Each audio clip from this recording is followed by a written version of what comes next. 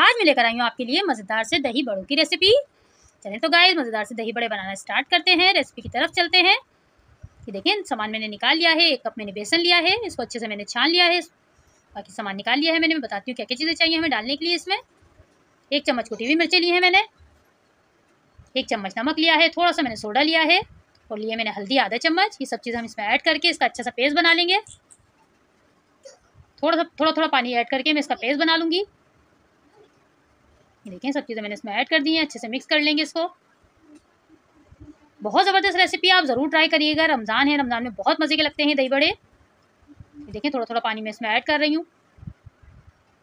अच्छे से मैं इसका पेस्ट बना लूँगी। बहुत पतला नहीं करना है, थोड़ा सा थिक बनाएंगे हम पेस्ट, क्योंकि हमें थोड़ी देर इसको रखना है रेस्ट पे। फिर हम इसको अच्छी से फेटी लगाएंगे इसकी, जैसे फेंटते हैं बेसन को।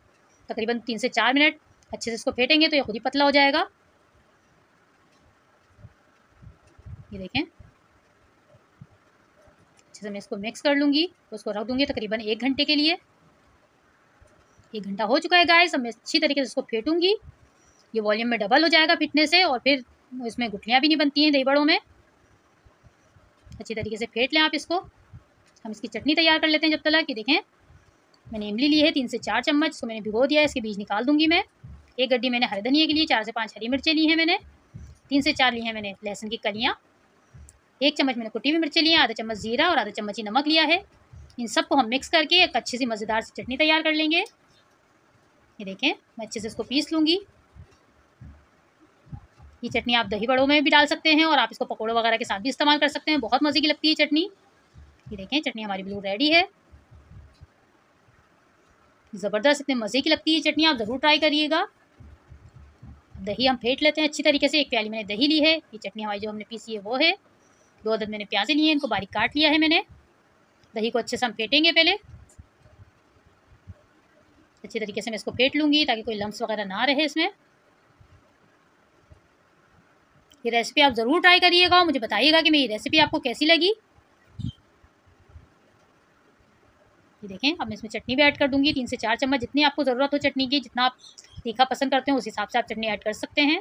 मैं 3 चम्मच ऐड करूँगी इसमें,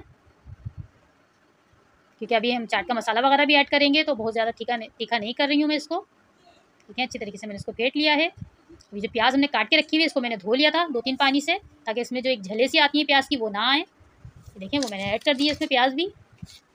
अच्छे से मिक्स करके हम इसको एक तरफ रख देंगे। थोड़ा सा मैं इसमें पानी ऐड करूँगी, बहुत गाढ़ी है दही, थोड़ा सा हम पानी ऐड करेंगे। देखें गाइस थोड़ा सा मैंने पानी ऐड कर दिया इसमें। तो दही हमारी बिल्कुल रेडी है।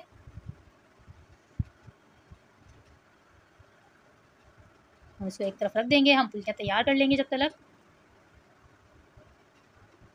देखिए बेसन हमारा बिल्कुल ज़बरदस्त 1-1.5 घंटा हो चुका है इसको रखे हुए। अब मैं इसको अच्छी तरीके से फेंटूँगी। ये अभी देखें कितना है और ये डबल हो जाएगा जब फिटेगा ये, तो स्मूथ सा बैटर बन जाएगा इसका।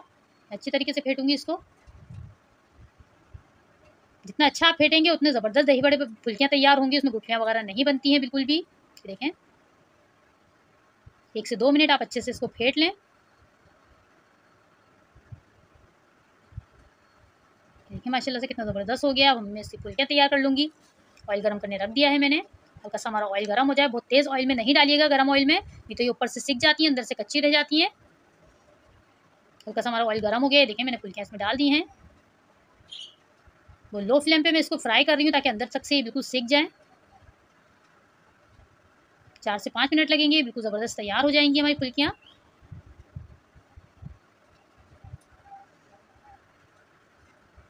ये देखें गाइस कलर अच्छा सा आ चुका है। मैं इनको निकाल लूँगी फुल्कियों को। बिल्कुल ज़बरदस्त कलर आ गया है, सिक चुकी हैं।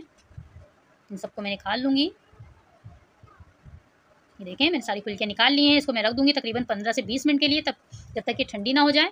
जब ये ठंडी हो जाएंगी फिर मैं इसमें पानी ऐड करूँगी। देखें ठंडी हो चुकी हैं। 1 गिलास मैंने इसमें पानी ऐड कर दिया है। तकरीबन 10 मिनट के लिए मैं इसको ऐसे ही रहने दूँगी, फिर हम इसका पानी फेंक देंगे। 10 मिनट तक हम इसको ऐसे ही रहने देंगे। ये देखें 10 मिनट के बाद फुल्कियों ने पानी बिल्कुल एब्जॉर्ब कर लिया अपने अंदर। अब ये देखें कोई गुठली वगैरह कुछ नहीं बनी है इसमें। अगर आप गरम में पानी ऐड कर देंगे तो उसमें फ़ौरन गुठली बन जाती है। तो आप पहले फुल्कियों को ठंडा कर लें फिर उसमें पानी ऐड करें। देखें पानी मैंने ड्रेन कर दिया इसका। जो दही हमने फेंट के रखी हुई है वो हम इसमें ऐड कर देंगे।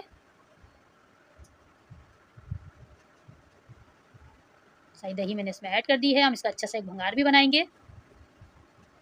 बहुत मज़े के दही बड़े बनते हैं, आप ज़रूर ट्राई करिएगा। और रेसिपी पसंद आए तो चैनल को सब्सक्राइब करिएगा, लाइक करिएगा, शेयर करिएगा और मुझे कमेंट में ज़रूर बताइएगा कि मेरी ये रेसिपी आपको कैसी लगी। थोड़ा सा मैं इसमें चाट का मसाला ऐड करूँगी। ये देखें ज़ीरा और मैंने कुटी हुई मिर्चें भूनी हुई हैं, ये इसमें ऐड करेंगे, इससे बहुत अच्छा सा फ्लेवर आ जाता है। थोड़ा सा चाट का मसाला मैं इसमें ऐड करूँगी। बस अब हम इसमें भंगार देंगे। भंगार के लिए मैं थोड़ा सा ऑयल लिया है, 3 से 4 चम्मच। ये देखें 2 अदद मैंने इसमें मिर्चें ऐड करी हैं, सूखी हुई मिर्च। थोड़ा सा इसका कलर चेंज हो जाए तो हम इसमें ज़ीरा ऐड करेंगे। ये बहुत ज़बरदस्त लगता है भंगार, इसमें आप ज़रूर ट्राई करिएगा। हल्का सा इसका कलर चेंज हो जाए, देखें कलर चेंज हो चुका है। थोड़ा सा मैं ज़ीरा ऐड करूँगी, फिर हम इसको दही बड़ों में ऐड कर देंगे। ये देखें थोड़ा सा ज़ीरे का कलर चेंज हो जाए तो इसको हम दही बड़ों में ऐड कर देंगे। ये देखें गाइस माशाल्लाह से कितने ज़बरदस्त हमारे दही बड़े तैयार हुए हैं। ज़रूर ट्राई करिएगा। रेसिपी पसंद आए तो चैनल को सब्सक्राइब करिएगा, लाइक करिएगा, शेयर करिएगा।